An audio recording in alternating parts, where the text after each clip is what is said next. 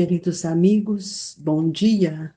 Que o dia seja de luz e de esperança para todos nós que queremos e desejamos mantermos serenos diante de toda a proposta que o nosso Mestre Jesus tem nos ofertado. Hoje, com muita alegria, nós vamos dar continuidade a esse capítulo que nos leva a grandes reflexões. A fé transporta montanhas. Parábola da figueira que secou. Quando saíam de Betânia, ele teve fome, e vendo ao longo uma figueira, para ela encaminhou-se, a ver se acharia alguma coisa. Tendo-se, porém, aproximado, só achou folhas, visto não ser tempo de figos. Então disse Jesus à figueira: que ninguém coma de ti algum, o que os seus discípulos ouviram. No dia seguinte, ao passarem pela figueira, viram que secara até a raiz. Pedro, lembrando-se do que dissera, Jesus diz: Mestre, olha como secou a figueira que tu amaldiçoastes. Jesus, tomando a palavra, lhe diz: Tende fé em Deus. Digo-vos em verdade, que aquele que disser a esta montanha, tira-te daí e lança-te ao mar, mas sem excitar no seu coração, crente ao contrário, firmemente, de que tudo o que houver dito acontecerá. Verá com que efeito acontece. Marcos, capítulo 11, versículo 12 a 14, 20 a 23.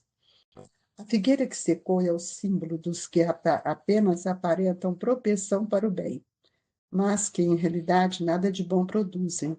Dos oradores que mais brilho têm do que solidez, cujas palavras trazem superficial verniz de sorte que agradam os ouvidos, sem que, entretanto, revelem, quando percutados, algo de substancial para os corações. É de perguntar-se que proveito tiraram delas os que a escutaram.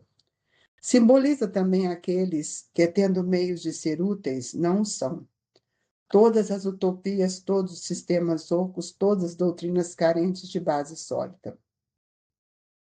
O que as mais das vezes falta é a verdadeira fé, a fé produtiva, a fé que abala as fibras do coração, a fé numa palavra que transporta montanhas. São árvores cobertas de folhas, porém baldas de frutos. Por isso é que Jesus as condena à esterilidade, porquanto o dia virá em que se acharão secas até a raiz.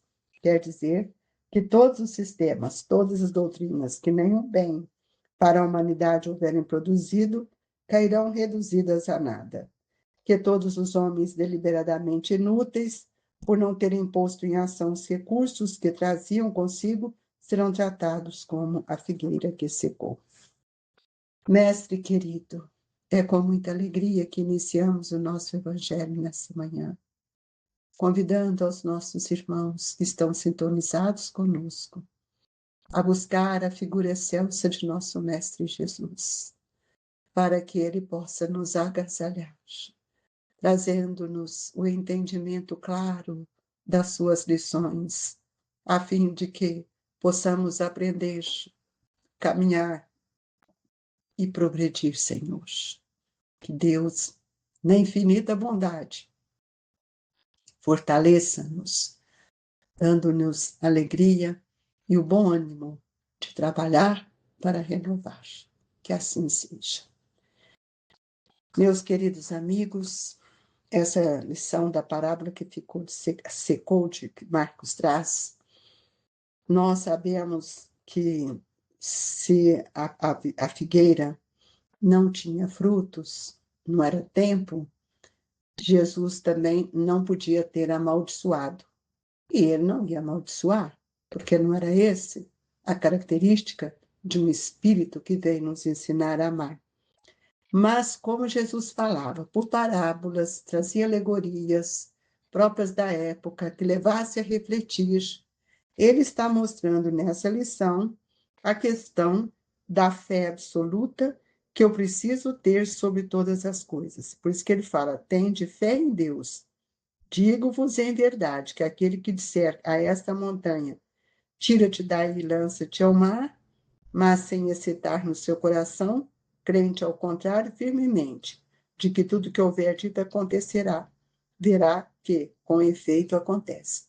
Se eu tiver esforço para retirar todas essas dificuldades que eu carrego como sentimentos doentios, se eu tiver uma confiança em Deus, uma certeza de que eu sou capaz como espírito, eu vou me libertar disso. Então, Jesus, simbolicamente, ele usa dessa figueira que secou um símbolo que vai mostrar para nós que muitas vezes nós ouvimos de grandes oradores, de grandes palestrantes, ou aquilo que nos chama atenção e que muitas vezes ficamos ali encantados, são vernizes, uma questão superficial. Jesus está nos mostrando, dentro de todo o seu trabalho, que é preciso buscar aquilo que é substancial no coração, que são os nossos sentimentos, que é aquilo que estrutura a minha fé, é aquilo que me dá confiança. E ele mostra também, simbolizando todos aqueles que, tendo meio de ser úteis, não são. São as utopias, que nós muitas vezes acreditamos nos sistemas ocos, como nos diz o Evangelho, e que doutrinas que não têm uma base sólida. E nisso é muito mais fácil a gente acreditar nisso do que refletir com a profundidade tudo aquilo que Jesus veio nos ensinar. Então, nós temos tomado cuidado para que a gente tenha em Deus bastante confiança, porque tudo que aparentemente parece que para nós é uma grandeza, não é, não tem frutos, não tem consistência, e muitas vezes são obstáculos que aparecem e que nós temos dificuldades para transportá-los. Então, nós vamos ver que nessa lição do Evangelho, nós, acima de tudo, nós temos que ter confiança em tudo aquilo que Jesus disse. Quando os discípulos chamam a atenção, mostrando para o mestre que a árvore tinha secado, Jesus não estava secando uma árvore simplesmente por falar, estava mostrando a força do pensamento.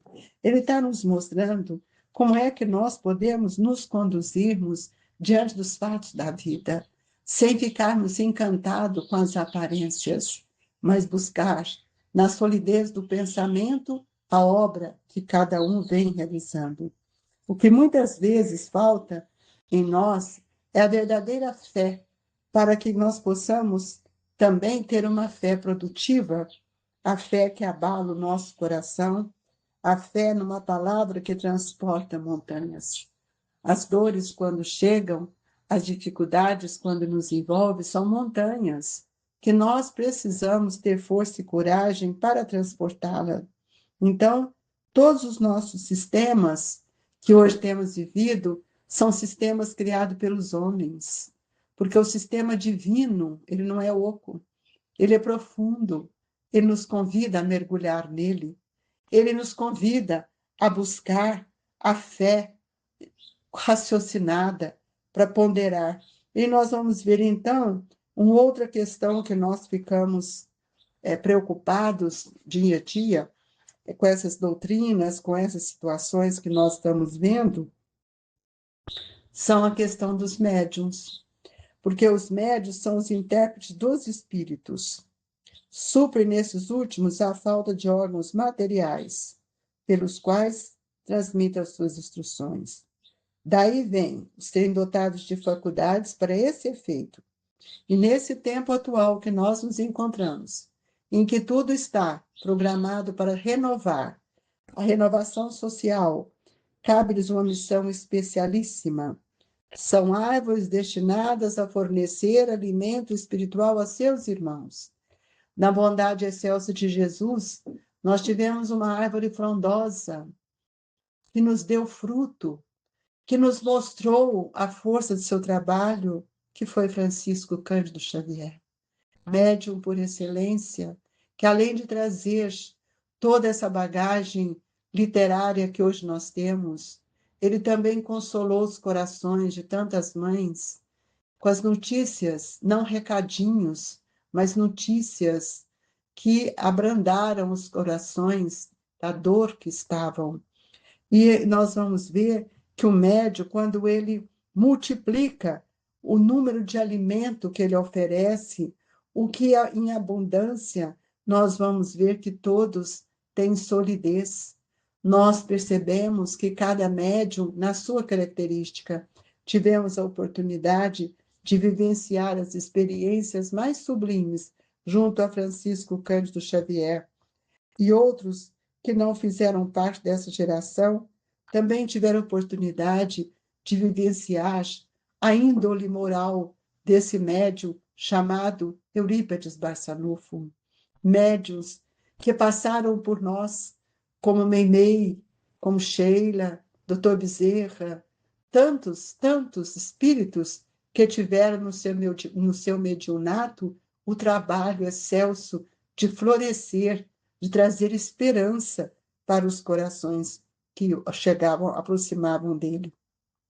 Esse é o alimento que nós todos temos que oferecer, porque todos nós somos chamados ao trabalho de Jesus. Que fé tem sido a nossa? De que forma nós temos ajudado a remover as dificuldades do caminho daqueles que cruzam conosco? Então, eles desviam do objetivo providencial e a preciosa faculdade que lhes foi concedida e se empregam em coisas fúteis ou prejudiciais.